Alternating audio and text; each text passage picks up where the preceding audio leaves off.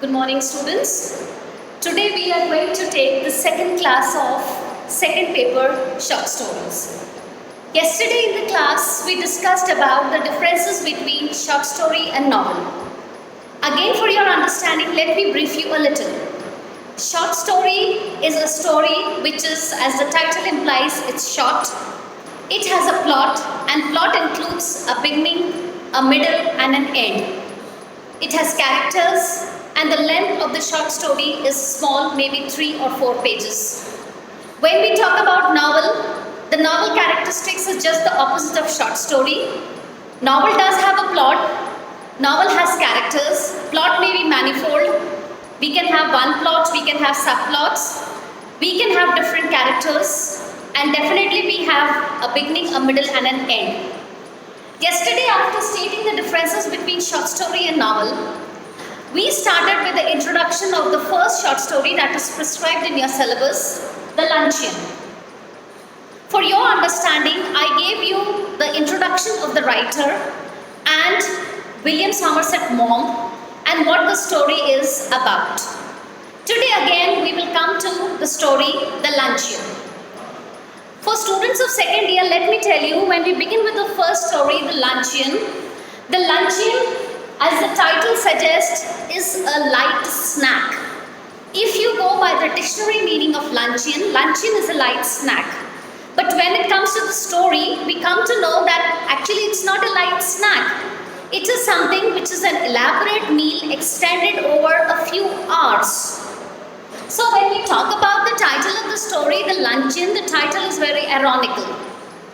Second, when we talk about the theme of the story is something which is, there is a difference between the appearance and the reality. And when we talk about plot, the plot is simple. For my students, since I cannot take over the text in the class, let me tell you a little about the story. When we talk about the plot, the story consists of 2 important characters, the narrator, who is a book writer, and secondly, a woman. Let me begin with the story when it says, I caught sight of her at the play, and in answer to her beckoning, I went over during the interval and sat down beside her. It was long time I had last seen her, and if someone had not mentioned her name, I hardly think I would have recognized her. She addressed me brightly, well, it's many years I saw you. You asked me to luncheon. So this is how the story begins. The writer meets a woman after many years and he fails to recognize that woman. Only when somebody names that woman, he comes to know that she is the woman whom he had met 20 years ago and had invited this particular woman for lunch. Now, as the story goes back 20 years, we come to know that 20 years ago, when the writer was living in Paris, he was not earning much, but since he wrote very good books, this lady had developed a fascination for the writer. And writer had invited this lady for lunch. So when the two were sitting together for lunch, he had just a few francs in his pocket, and when he calculated, he just thought that probably he can manage a few delicacies with this particular amount of money that he had. So henceforth the meeting started, and let me tell you, as the story progresses, we are brought to the notice of different delicacies that the woman orders, and the irony lies in the fact that she says, I eat very little, I don't have much for lunch. And then there is a huge list of delicacies and eatables that she keeps on asking again and again. Now, when the writer and the women, they start having lunch, one by one the lady starts asking for things that are very expensive. She asks for salmon fish, she asks for caviars, she asks for asparagus, she asks for all those different things which were very costly. And when the writer starts calculating in his mind as to what the bill would become, his heart starts sinking. But there is nothing he can do about it. And the best part of the story is, I'll take the sentence from the text. The lady says, "Oh no, I'm not hungry. You see, I don't eat lunch. I have a cup of coffee in the morning and then dinner.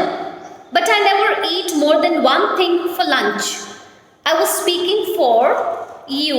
So when she says that I don't have anything for lunch, and she has a huge long list of all the delicacies that she has asked the writer to order and bring her, the writer is a little perplexed. Finally, at the end of the story, this drama ends and she finishes and she says, "You see, you have filled my stomach with a lot of meat." And when the bill comes, the writer finds that he has just 3 francs left. And this was the amount of money that he had to carry on the whole month. And while this is going on, the lady is ordering the dishes and the writer is calculating the budget in his mind. He is somewhere in the mind thinking of a kind of a revenge on the lady. And he doesn't know that what kind of revenge can be taken. But when he finally meets the women after 20 years, this is how the writer sums up, and I take it from the lines from the text. "But I have had my revenge at last. I do not believe that I am a vindictive man. But when the immortal gods take a hand in the matter, it is pardonable to observe the result with complacency. Today she weighs a 21 stone. 21 stones, when translated into kilograms, will amount to somewhere near 133 kgs.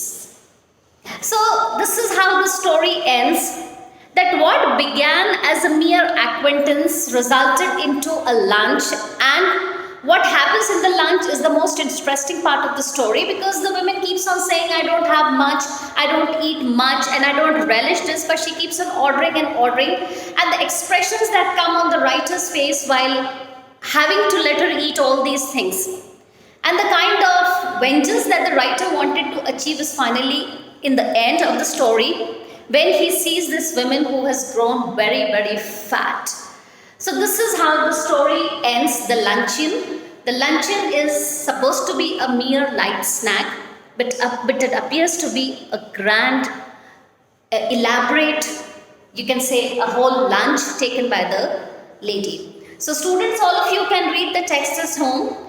When it comes to vocabulary section, the story doesn't have very difficult words. Only with the help of the dictionary, the problems and the ambiguities can be sorted out. But when we read the story, when we critically analyze the story, we have to keep these few things in mind. We have to take the title into consideration. We have to take the plot. We have to take the theme. And one more important thing is that when we talk about irony in the story, we can find that irony is generated most by the dialogues that the writer has put in the story, the sentences which have been uttered by the women, and the reactions of the author. So this much is for the class of the story on Luncheon. Hope to see you tomorrow with another class on another short story. Thank you.